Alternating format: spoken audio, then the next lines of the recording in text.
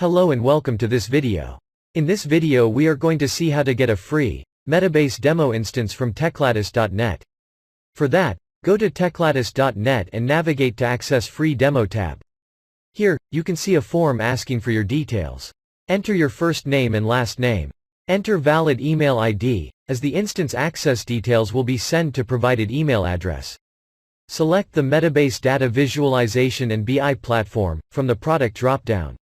Once all the details are entered, click on Submit Request. Wait for few seconds as your instance is getting deployed. Once done, it will show you the confirmation message. Now go to your provided email address. Search for email from techlattice.net. Make sure to check junk and spam folder and contact info@techlattice.net if you do not receive email in next 5 to 10 minutes. Now open the browser, copy the public IP address provided in the email and hit enter. If you don't see Metabase welcome screen, please wait for few minutes and try again. That's it. You have your free Metabase demo instance running. Set up your Metabase account by following the steps and explore it. To learn more about Metabase, you can follow the Metabase tutorial series by techlattice.net. The demo instance is temporary and data will remain for maximum 24 hours. You can get the permanent instance of Metabase on Google Cloud Platform, GCP, Amazon Web Services, AWS, and Azure.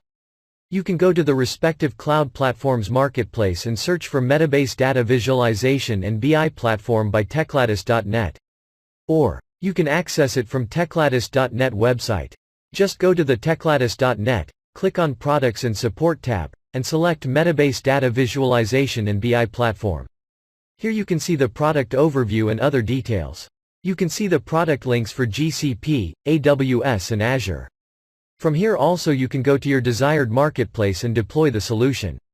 We have getting started guides for GCP, AWS, and Azure. You can follow this guides for step-by-step assistance on provisioning and accessing the instance. Please find all the links in the description. Thank you for watching.